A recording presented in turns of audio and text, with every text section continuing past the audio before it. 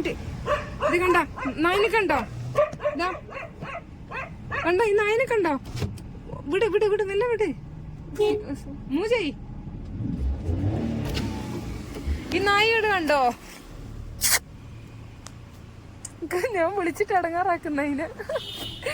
ആ നായി, ആ വിട്ടോ, വണ്ടി വിട്ടോ. ആ നായി എത്രത്തോളം ദൂരം വന്നിരുന്നറിയോ? നമ്മള് പിന്നെ ആ ഹോട്ടലിന്റെ അടുക്കുന്ന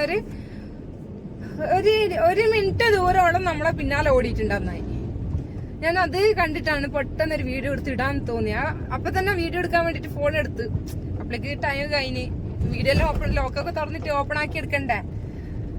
ആ സമയത്ത് നമ്മളിപ്പോ അതിന്റെ മുന്നിലാണെങ്കിൽ നമ്മളെ കാര്യം എന്തായിരിക്കും അവസ്ഥ? പറിച്ച് ചെയ്യുന്നൂലേ, പൊറോട്ട പറിച്ചെടുക്കുന്ന പോലെ പറിച്ചെടുക്കൂലേ? നായിയൊക്കെ കൊശി തന്നെ. നായല്ലെന്ന് പറയണ്ടേ, കരിമ്പും കവിട്ടിൽ ആന കയറിയ പോലത്തെ അവസ്ഥയായിരിക്കും. ഈനൊരു കൂസലും ഇല്ല. ഇതെടാ എന്തിനോ വേണ്ടി തിളക്കം സാമ്പാർ. എന്നാ ശരി, ഓക്കെ ബൈ. ഇപ്പോ ഞാന് വീഡിയോ ആ നായി പിന്നാലെ വന്നെന്ന് പറയില്ലേ, ഞാൻ അവിടുത്തെ ഒരു അൽഫാമും വാങ്ങിച്ചതാ. എനിക്ക് വേണ്ടിട്ട് വാങ്ങിച്ചല്ല, വേറെ ആൾക്ക് കൊടുക്കാൻ വേണ്ടിട്ട് വാങ്ങിച്ചതാ. അപ്പൊ ആ അൽഫാമിന്റെ സ്മെല്ല് പിടിച്ചിട്ടാന്ന് തോന്നുന്നുണ്ട് ആ നായി പിന്നാലെ വന്നത്. പക്ഷെ എന്താക്കാനെ, ഞാൻ കൊടുക്കുവോ? കല്ല് വില്ലിന്ന് പറഞ്ഞോളൂ ഞാനിങ്ങ് വിട്ട്. നമ്മളാരാ മോള്?